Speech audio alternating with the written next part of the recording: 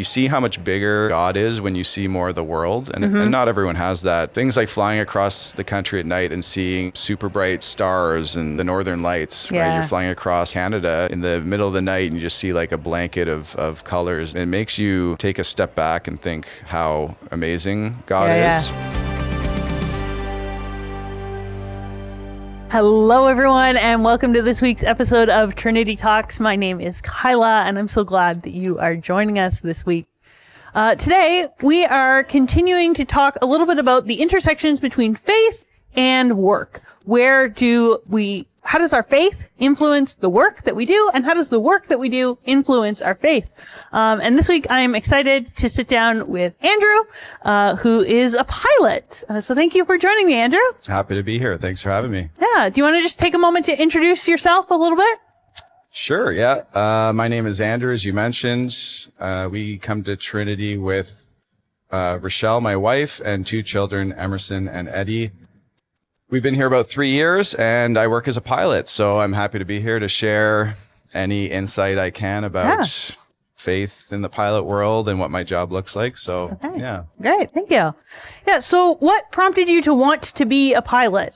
I don't know if there's maybe one thing, but pilot, airplanes, that's kind of one of the main fixations as little kids. They have the dinosaurs or the airplanes or whatever it is for them. So mine was airplanes.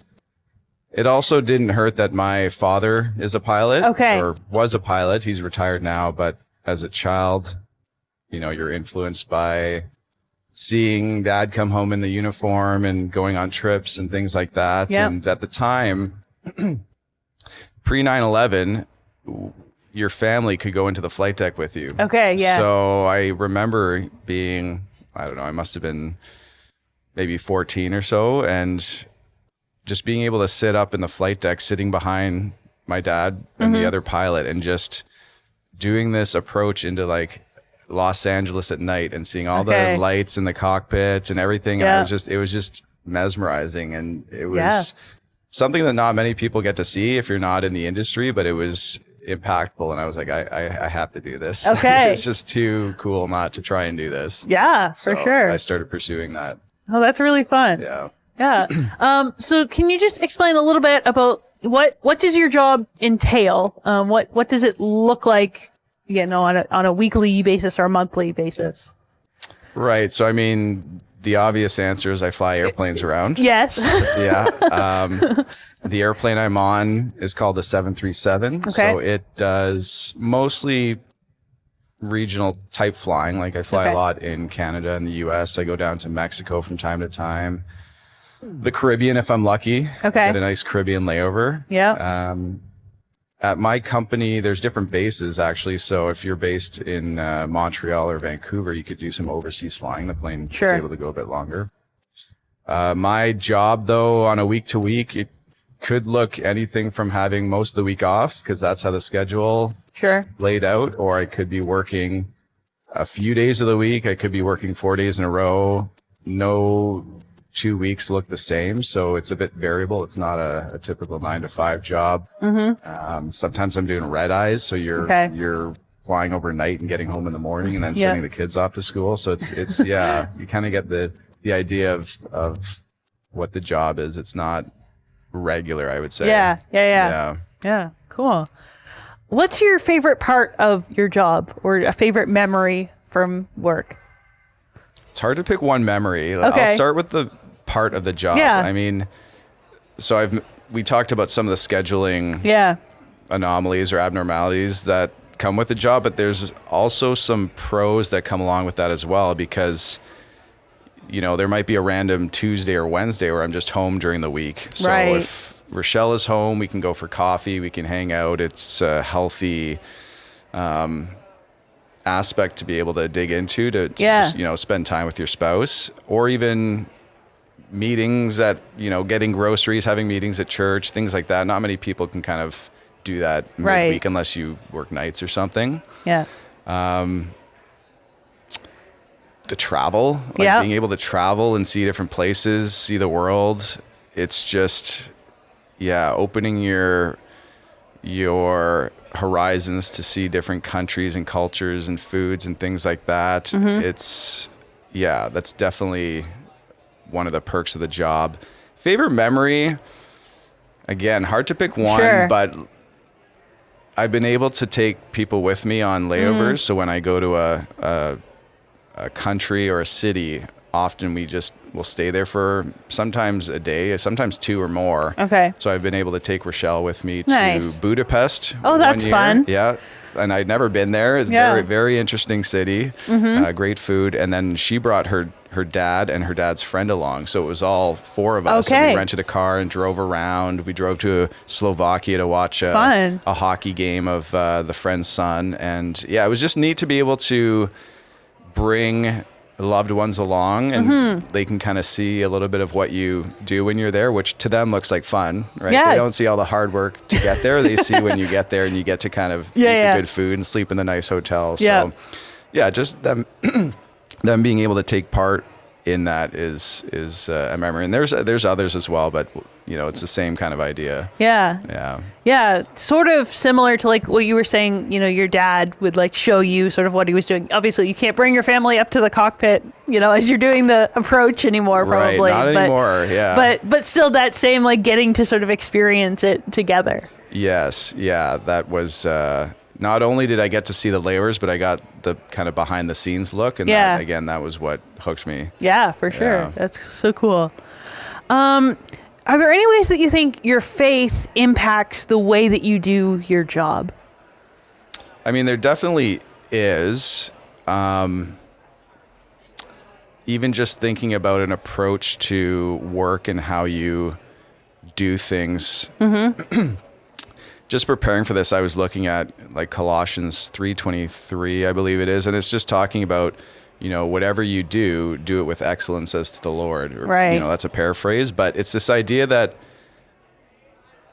and I'm fortunate because I like being a pilot, Right. so the work sometimes comes naturally, not always, but sometimes to kind of put the time in, put the study in, get in the books, make sure you're doing everything that you can to be the best that you can be at it. And that rubs off on people in the workplace. They could see that you're taking it seriously, and it's important to do that, right? Because it's a safety oriented industry, but just that approach to it, I find is important. And when I do that, I'm not doing it for others. Sure.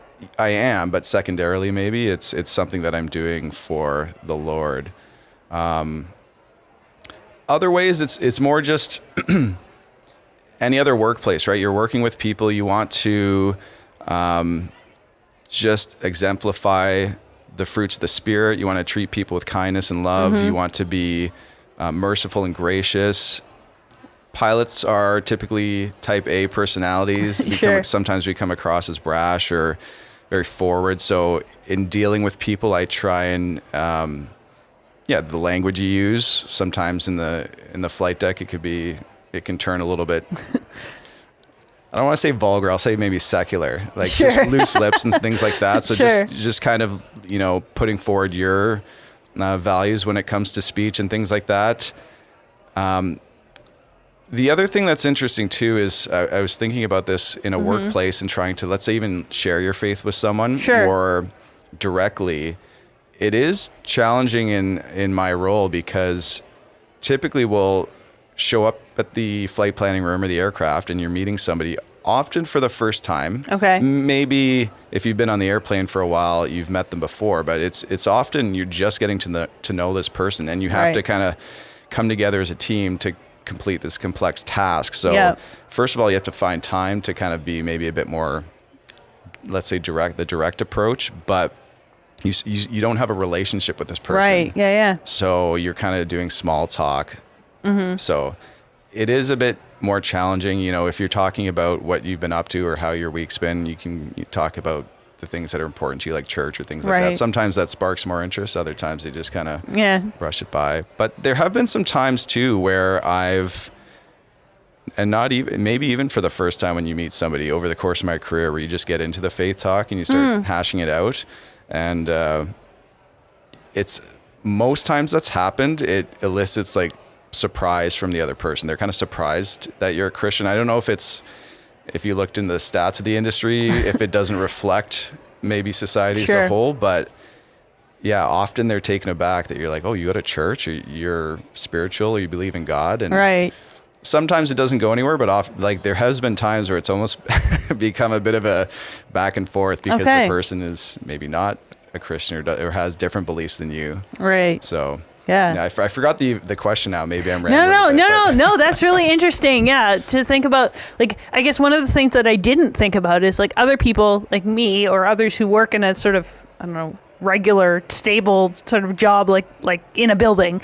I work with the same people all the time. Yeah. Right. But yeah, if you have a new co-pilot or a new flight crew, like, you know, every time you walk onto an airplane, that gives you a lot of opportunity to meet people. Yeah, a lot of opportunity, but not a lot of groundwork's been laid yet. So you're starting new every time almost. Yeah. So sometimes it takes a bit of a different approach if you're interested in kind of sharing your faith. Sure. Yeah. Are there ways that your work causes challenges in your life and maybe in your faith life or just in general? I mean, this would be maybe the con of the schedule that we were talking about earlier. I mentioned some of the pros, but the cons would be just planning life out, because our schedules our schedules come out a couple weeks before the next month starts. So if I want to plan further out, it's a bit difficult. Being on the road, I'm on the road for a few days. You know, Rochelle is a single parent essentially, so that puts a strain on her. For sure. Let's say being on the road, being away from your family, you just have to be a bit more, I guess, aware of what maybe some of your temptations are, things like that. You know, if you struggle with alcohol, maybe, you know, you have no one's checking on you. You know, you can just go and drink more than you normally would. If it's things like sexual temptations, you know, you got to make sure that you're not putting yourselves in situations where you don't want to be in. You know, you might have to put limits on your phone access or things like that. You might have to excuse yourself from a dinner earlier than you wanted to if things aren't going where you want. Those would be the main ones. Like, there's obviously smaller things like fatigue, right? If you go red eye, you get home, you're tired, you got to sleep, things like that. Stress. You know, every job has these things, but there are some of the unique ones maybe to aviation where you're, I would say, mostly related to kind of being on your own in hotel rooms without accountability, things like that. Yeah, and so interesting to then think about, you know, what you were just saying about having new coworkers all of the time, right? There's not even in your workplace, there's not even that, you don't get to build that same relationship with someone where you can hold each other accountable or and then oftentimes your colleagues that you're working with have different values anyways. So they the thing that you're, you know, avoiding, they maybe run to at times, just as a generality. That can make it challenging for sure.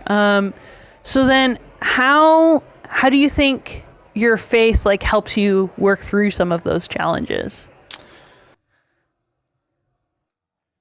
I think each person's going to have different challenges. So the challenges that I face aren't going to be maybe what the next Christian pilot faces, but I think the word they used is important, is work at. So it's a process. It's something that you know, sometimes maybe fail at earlier on so that you can grow from later. It's trying to be self-aware in understanding some of the temptations you face so that you can, you know, work at overcoming them, and what do I need to do to kind of be, you know, spiritually safe and on the road and things like that. I think those are maybe some of the ways to help combat it. No, for sure. And are there ways so we've talked about how your faith shapes your work, but are there ways that you think your work has influenced your faith? Things that you've learned or done as a pilot that have changed your understanding of God? So, I mean, for sure. some of it ties into the aspect of the job itself and traveling around and seeing different places. That would be the most obvious one, because as you're going around the world, you're seeing different cities, different cultures, different countries, different vistas and landscapes and things like that. So part of it is almost like an awe that you come to appreciate. You see how much bigger God is when you see more of the world, and not everyone has that advantage, but when you do have it, it's important to, I think, recognize it. And things like flying across the country at night and seeing super bright stars and things like the Northern Lights, right? You're flying across Canada in the middle of the night and you just see like a blanket of colors and see the Northern Lights. It makes you take a step back and think how amazing God is. For sure. I like snorkeling. There's been some places I've gone where I'm able to like be at work snorkeling, and I think in my head, so cool. I'm getting paid for this. But you go under the water and you see a whole new world and colors and fish and corals and things like that. And I think it's so cool to like that this was here and it's been here for a long time, and God had specific intentions for that. Being in Europe and seeing different cultures and the way people do things and how God's designed people to be so diverse in that respect. It's just, a lot of that has sunk into me. And there's been moments where like it's a hard job. There's risk involved in it. There's been a few times where, maybe earlier in my career where you get into some situations you don't want to be in, and you kind of say a quick prayer and to this point, God's been faithful to maybe rescue me from things that I either got myself into, or sometimes it's just, you just find yourself in a difficult situation, and He's been able to see me through those things. So I've been able to just see those things throughout my career. Hopefully as it goes on, I can continue to not just take it for granted, but to see how God is working in the different ways. We also have, there's a group of Christian pilots that meet occasionally, and actually we're meeting tomorrow, so I'm looking forward to it because it's been a while, maybe even since before COVID. But seeing other believers in the industry is a huge encouragement for me, because for one reason or another, you don't run into Christian pilots all that often. Sure. Part of it is you're not, you work with one week and then you might be off for another week. You're not like, the turnover is maybe a little bit small. So when you do, it's meaningful, and it's kind of, you get a bit of that sense of, I'm not alone. You don't have to cry out like Elijah, like I'm the last one here. Like no one's left but me. So I love having those moments where you are able to kind of find a brother and sister in Christ and just like share how their experience has been. So it's good. There's a guy that organizes a breakfast, so I'm happy to kind of do that. And it's not even just my company, other companies across Canada that pilots show up for. So that's important as well. No, that's awesome. Yeah, really good that you can find that sense of community, right? And encourage one another. And yeah, for sure. That's been big for me. And it does, like, there's been some discouragements with that too. You've seen guys that you connect with, you have the deep talks with, and then maybe you see them a few later and they've kind of, it's not as important to them anymore. Right. A flash in the pan maybe. But there's definitely a few maybe peers, I would call them, in my my career where I don't see them that often, but when I do, it's always like hey, how are you doing? Like, are you still following in the faith? And you get that glint that they are, and you talk about it, and you're like, okay, that's good to know that, like, we're just we're in this together, and there's more than just me. Because again, when you're working one-on-one all the time, it can sometimes feel like that, as opposed to a big workplace where you get to know who people are and what they believe, and kind of meld that way. Yeah, for sure. You don't get to like find your people in the same sort of way. You're almost working with strangers each time. Yeah, that's really interesting. Like, again, not something I would have sort of thought of. But really, really interesting to sort of think about. We even do training throughout the year because they recognize this idea that, two completely different people have to come together and execute this complex task, right? So how do we do that? Because there's different ways to do that, like checklists and SOPs, standard operating procedures and things like that. But it even, when it comes to building the emotional groundwork to be able to dig into deeper areas, it's it's a challenge of the role of the job. For sure. Yeah. Yeah. And I mean, I think the other thing that I was thinking about as you were talking was, you know, when your schedule is such that like, yeah, we were talking before, you said you try to take Sundays off, but you can't always do that. Right. Yeah. And so that, I think that makes it hard sometimes to like build habits. Yeah. Right. For sure. And whether that's, you know, daily habits of faith or like those weekly, like going to church and things like that. Like I can see why being a pilot like would take a toll on your faith in that way. Yeah. And I mean, sometimes you're listening to podcasts or books and they're trying to instill habits and they're like, oh, every morning I wake up at 7 and I do this thing. I'm like, oh, that's nice for you, but I can't always do that. Right. So the challenge is, well, how do I, and this has been an ongoing thing because I do try and build some of these habits even when I'm on the road, but it's like, when you're out of your space, you're like, okay, well, now I'm going to do my devotions and my Bible and praying in this hotel room. Like, but sometimes it's hard. Cause like, this isn't my space. It's not what I'm expecting. Like the time wasn't what I was expecting. Now I'm at like 1 p.m. because I was having to sleep after the flight. So yeah, it is more challenging to try and build those habits. And even like, you know, there's stuff that go on throughout the week here, like the beer and banter. I don't know if JP is listening, but he's always like, "Oh, you haven't been to beer and banter in so long. Like, are you trying to avoid me?" I'm like, "No, I'm not. I'm just like on an airplane. I have to work some days during the week. Like, if I'm going to be off, you know, Sundays and Saturdays, that means I'm usually busy during the week. But I'm not trying to avoid you, JP." No, for sure. So. You talked about, you know, how sometimes it's hard to find other Christians in the airline industry. So our podcast doesn't have a huge reach, but if there are other folks listening who are Christians in the airline industry, like what would you want to sort of say to them? Well, I would say you're not alone, first of all, because there's many of us.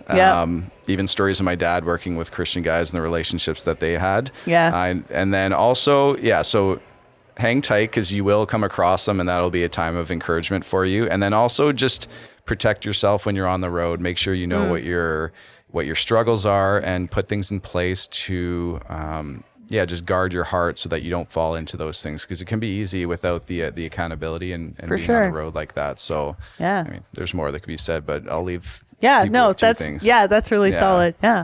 Well, thank you so much, Andrew. This has been a really interesting conversation, and I think really helpful for us to think about, what does our faith look like in jobs that have a lot of ups and downs, a lot of uncertainty maybe, but you're doing it well, I think. Yeah, and I've been really blessed. God's blessed me in my career. I mentioned those few times where you pray to him and he rescues you from different scenarios. And I'm just very thankful and want to praise God for that. And if I ever do change careers, which I'm not planning on, then you can have me back. Okay, we'll talk again. Okay. Sounds good. All right, thank you. Well, thank you for listening to this week's episode of Trinity Talks. I hope that you have also found some encouragement and challenge in this conversation to carry forward into your own work, life, whatever that looks like for you. And we'll see you again next week.